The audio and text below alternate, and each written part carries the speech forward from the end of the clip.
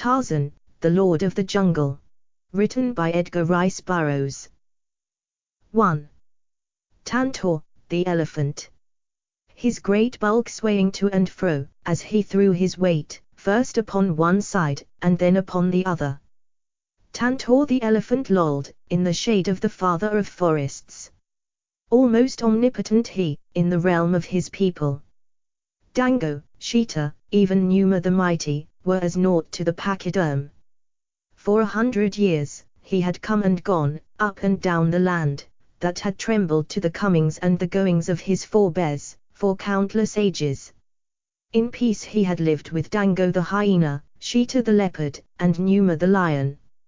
Man alone had made war upon him. Man, who holds the unique distinction among created things, of making war on all living creatures, even to his own kind. Man, the ruthless, man, the pitiless, man, the most hated living organism that nature has evolved. Always during the long 100 years of his life, Tantor had known man. There had been black men, always.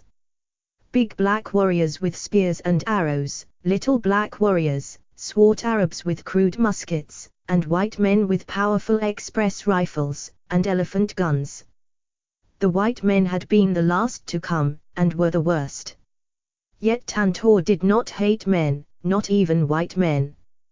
Hate, vengeance, envy, avarice, lust are a few of the delightful emotions reserved exclusively for nature's noblest work. The lower animals do not know them. Neither do they know fear, as man knows it, but rather a certain bold caution, that sends the antelope and the zebra, watchful and wary, to the water hole with the lion. Tantor shared this caution with his fellows and avoided men, especially white men. And so, had there been other eyes there that day to see, their possessor might almost have questioned their veracity, or attributed their error to the half-light of the forest, as they scanned the figure sprawling prone upon the rough back of the elephant. Half dozing in the heat, to the swaying of the great body. For, despite the sun-bronzed hide, the figure was quite evidently that of a white man.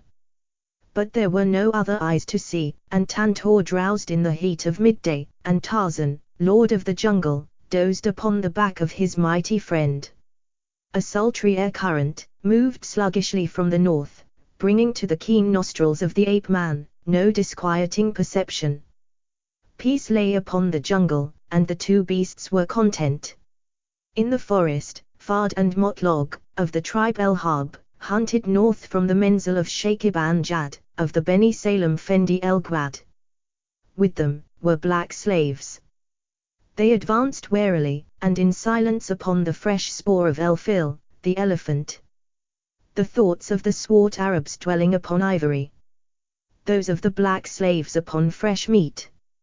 The Abd Fejwan, black gala slave, sleek, ebon warrior, eater of raw meat, famed hunter, led the others. Fejwan, as his comrades, thought of fresh meat, but also he thought of El-Habash, the land from which he had been stolen as a boy. He thought of coming again, to the lonely gala hut of his parents. Perhaps El-Habash was not far off now. For months, Ibn Jad had been traveling south, and now he had come east for a long distance.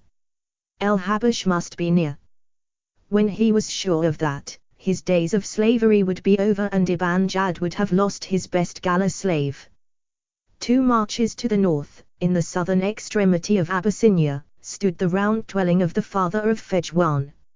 Almost on the roughly mapped route that Ibn Jad had planned nearly a year since, when he had undertaken this mad adventure, upon the advice of a learned Sahar, a magician of repute. But of either the exact location of his father's house, or the exact plans of Ibn Jad, Fejwan was equally ignorant. He but dreamed, and his dreams were flavored with raw meat. The leaves of the forest drowsed in the heat above the heads of the hunters. Beneath the drowsing leaves of other trees, a stone's throw ahead of them, Tarzan and Tantor slept. Their perceptive faculties momentarily dulled by the soothing influence of fancied security, and the somnolence that is a corollary of equatorial midday. Fejwan, the galley slave, halted in his tracks, stopping those behind him, by the silent mandate of an upraised hand. Directly before him, seen dimly between the boles, and through the foliage, swayed the giant bulk of Elfil. Fedjwan motioned to Fard, who moved stealthily to the side of the black. The galley slave pointed through the foliage toward a patch of grey hide. Fard raised El Ladsri, his ancient matchlock, to his shoulder. There was a flash of flame, a burst of smoke, a roar, and Elfil, unhit, was bolting through the forest. As Tantor surged forward at the sound of the report, Tarzan started to spring to an upright position. And at the same instant, the pachyderm passed beneath a low-hanging limb, which struck the ape-man's head, sweeping him to the ground, where he lay stunned and unconscious. Terrified, Tantor thought only of escape, as he ran north through the forest, leaving in his wake felled trees, trampled or uptorn bushes. Perhaps he did not know that his friend lay helpless and injured, at the mercy of the common enemy, man. Tantor never thought of Tarzan as one of the Tarmangani, for the white man was synonymous with discomfort, pain, annoyance. Whereas Tarzan of the Apes meant to him restful companionship, peace, happiness. Of all the jungle beasts, except his own kind, he fraternized with Tarzan only. Billa! Thou missed, exclaimed Fedjwan. Gluk, ejaculated Fard. Shaitan guided the bullet. But let us see, perhaps Elfil is hit. Nay, thou missed. The two men pushed forward, followed by their fellows, looking for the hoped-for carmine spore. Fard suddenly stopped. Voila! What have we here? He cried. I fired at Elfil, and killed a Nasrani. The others crowded about. It is indeed a Christian dog, and naked too, said Motlog. Or some wild man of the forest, suggested another. Where did thy bullet strike him, Fard? They stooped, and rolled Tarzan over. There is no mark of bullet upon him. Is he dead? Perhaps he too hunted Elfil, and was slain by the great beast. He is not dead, announced Fedjwan, who had kneeled and placed an ear above the ape-man's heart. He lives, and from the mark upon his head, I think but temporarily out of his wits from a blow. See, he lies in the path that Elfil made when he ran away. He was struck down in the brute's flight. I will finish him, said Fard, drawing his Kahusa. By Allah, no. Put back thy knife, Fard, said Motlog. Let the sheikh say, if he shall be killed. Thou art always too eager for blood. It is but a Nasrani, insisted Fard, thinkest thou to carry him back to the menzil? He moves, said Fedjwan. Presently, he will be able to walk there without help. But perhaps he will not come with us. And look, he hath the size and muscles of a giant. Wa Allah! What a man! Bind him, commanded Fard. So with thongs of camel hide, they made the ape-man's two wrists secure together across his belly, nor was the work completed any too soon. They had scarce done, when Tarzan opened his eyes, and looked them slowly over. He shook his head, like some great lion, and presently his senses cleared. He recognized the Arabs instantly, for what they were. Why are my wrists bound? He asked them in their own tongue. Remove the thongs. Fard laughed. Thinkest thou, Nasrani, that thou art some great sheikh, that thou canst order about the Bedouin, as they were dogs? I am Tarzan, replied the ape-man, as one might say, I am the sheikh of sheikhs. Tarzan, exclaimed Motlog. He drew Fard aside. Of all men, he said, lowering his voice, that it should be our ill fortune to offend this one. In every village that we have entered in the past 2 weeks, we have heard his name. Wait, they have said, until Tarzan, Lord of the Jungle, returns. He will slay you, when he learns that you have taken slaves in his country. When I drew my Kahusa, thou shouldst not have stopped my hand, Motlog, complained Fudd, but it is not too late yet. He placed his hand upon the hilt of his knife. Billa, nay, cried Motlog. We have taken slaves in this country. They are with us now, and some of them will escape. Suppose they carry word to the Fendi of this great sheikh, that we have slain him. Not one of us will live to return to Beld el Gwad. Let us then take him before Ibn Jad, that the responsibility may be his, said Fudd. Wa Allah, you speak wisely, replied Motlog.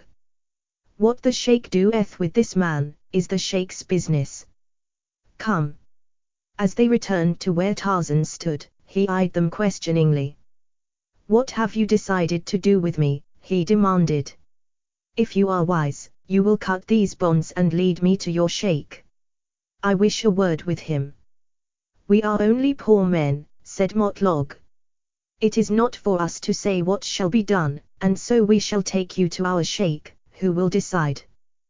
The Sheikh Ibn Jad of the Fendi El Gwad squatted in the open men's compartment of his Beit Shah.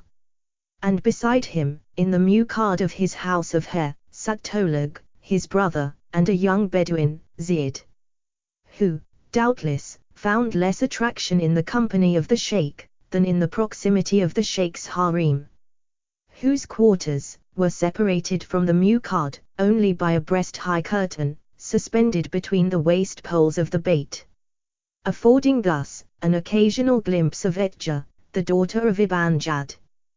That it also afforded an occasional glimpse of Herfa, his wife, raised not the temperature of Zid an iota.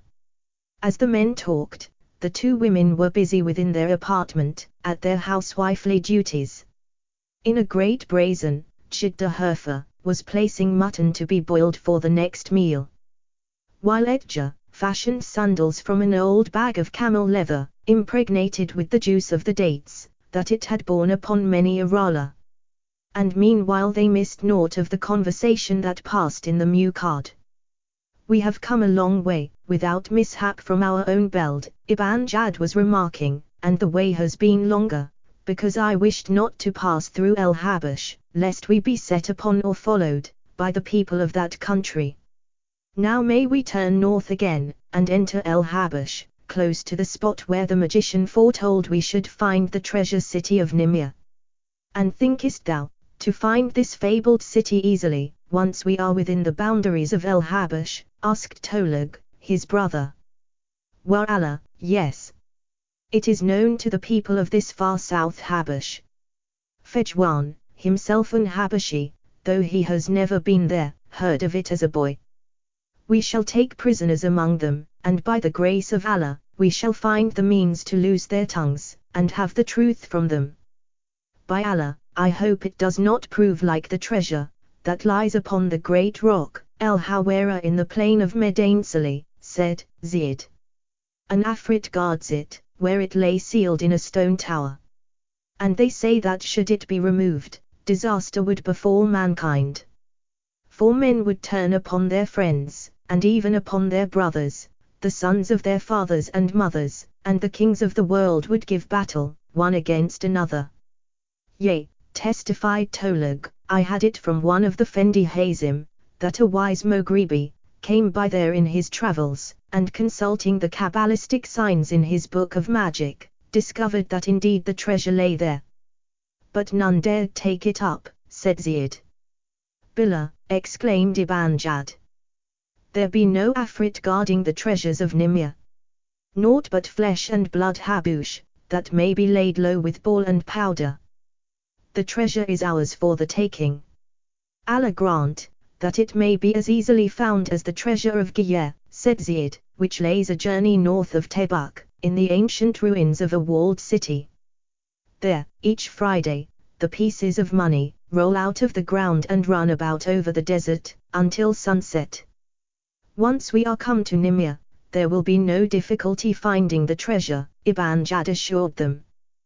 The difficulty will lie in getting out of El Habash, with the treasure and the woman. And if she is as beautiful as the Sahar said, the men of Nimia may protect her, even more savagely than they would the treasure. Often do magicians lie, said Tolug. Who comes? Exclaimed Ibn Jad, looking toward the jungle that hemmed the Menzel upon all sides. Billah. It is Fard and Motlog, returning from the hunt, said Tolug. Allah grant that they bring ivory and meat. They return too soon, said Ziyad. But they do not come empty-handed, and Ibn Jad pointed toward the naked giant that accompanied the returning hunters. The group surrounding Tarzan approached the sheikh's bait and halted. Wrapped in his soiled calico thobe, his head kerchief drawn across the lower part of his face, Ibn Jad exposed but two villainous eyes to the intent scrutiny of the ape-man, which simultaneously included the pock-marked, shifty-eyed visage of Tolug, the sheikh's brother, and the not ill-favored countenance of the youthful Ziyad. Who is sheikh here? Demanded Tarzan in tones of authority that belied the camel leather thongs about his wrists. Ibn Jad permitted his thorib to fall from before his face. Wa Allah, I am sheikh, he said, and by what name art thou known, Nasrani? They call me Tarzan of the Apes, Muslim. Tarzan of the Apes, mused Ibn Jad. I have heard the name. Doubtless, it is not unknown to Arab slave raiders. Why then, came you to my country, knowing I do not permit my people to be taken into slavery? We do not come for slaves, Ibn Jad assured him. We do but trade in peace for ivory. Thou liest in thy beard, Muslim, returned Tarzan quietly. I recognize both many Yamar and Gala slaves in thy Menzel, and I know that they are not here of their own choosing.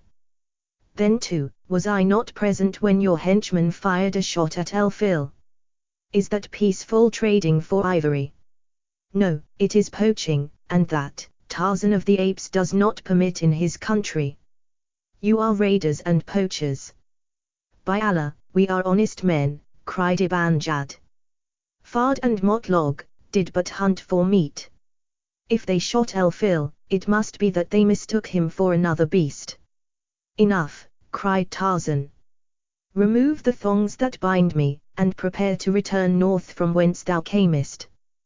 Thou shalt have an escort, and bearers to the Sudan. That will I arrange for. We have come a long way, and wish only to trade in peace, insisted Ibn Jad. We shall pay our bearers for their labor, and take no slaves. Nor shall we again fire upon El-Fil. Let us go our way, and when we return, we will pay you well for permission to pass through your country. Tarzan shook his head. No, you shall go at once. Come, cut these bonds. Ibn Jad's eyes narrowed. We have offered thee peace and profits, Nasrani, he said, but if thou wouldst have war, let it be war. Thou art in our power, and remember that dead enemies are harmless. Think it over. And to Fard, take him away and bind his feet. Be careful, Muslim, warned Tarzan, the arms of the ape-man are long. They may reach out even in death, and their fingers encircle your throat. Thou shalt have until dark to decide, Nasrani. And thou mayst know, that Ibn Jad will not turn back, until he hath that, for which he came. They took Tarzan, then and at a distance from the bait of Ibn Jad, they pushed him into a small hejra. But once within this tent, it required 3 men, to throw him to the ground and bind his ankles, even though his wrists were already bound. In the bait of the sheikh, the Bedouins sipped their coffee, sickish with clove, cinnamon and other spice, the while they discussed the ill fortune that had befallen them. For, regardless of his bravado, Ibn Jad knew full well that only speed, and most propitious circumstances, could now place the seal of success upon his venture. But for Motlog, said Fard, we would now have no cause for worry concerning the Nasrani. For I had my knife ready to slit the dog's throat, when Motlog interfered, and had word of his slaying spread broadcast over his country, before another sunset, and all his people at our heels, countered Motlog. Wa Allah, said Tolug, the sheikh's brother. I wish Fard had done the thing he wished. After all, how much better off are we if we permit the Nasrani to live? Should we free him, we know that he will gather his people, and drive us from the country. If we keep him prisoner, and an escaped slave carries word of it to his people, will they not be upon us, even more surely than as though we had slain him? Tolug, thou speakest words of wisdom, said Ibn Jad, nodding appreciatively. But wait, said Tolug, I have within me unspoken words of even greater worth. He leaned forward, motioning the others closer, and lowered his voice. Should this one whom they call Tarzan escape during the night, or should we set him free, there would be no bad word for an escaped slave to bear to his people. Billah, exclaimed Fard disgustedly. There would be no need for an escaped slave to bring word to his people. The Nasrani himself would do that and lead them upon us in person. Bah! The brains of Tolug are as camel's dung. Thou hast not heard all that I would say, brother, continued Tolug, ignoring Fard. It would only seem to the slaves that this man had escaped. For in the morning, he would be gone, and we would make great lamentation over the matter, or we would say, Wa Allah, it is true that Ibn Jad made peace with the stranger, who departed into the jungle, blessing him. I do not follow thee, brother, said Ibn Jad. The Nasrani lies bound in yonder hedgerow. The night will be dark. A slim knife between his ribs were enough. There be faithful Habush among us, who will do our bidding, nor speak of the matter after. They can prepare a trench, from the bottom of which a dead Tarzan may not reach out to harm us. By Allah, it is plain that thou art of shakely blood, Tolug, exclaimed Ibn Jad. The wisdom of thy words proclaims it. Thou shalt attend to the whole matter. Then will it be done secretly, and well. The blessings of Allah be upon thee. And Ibn Jad arose, and entered the quarters of his harem.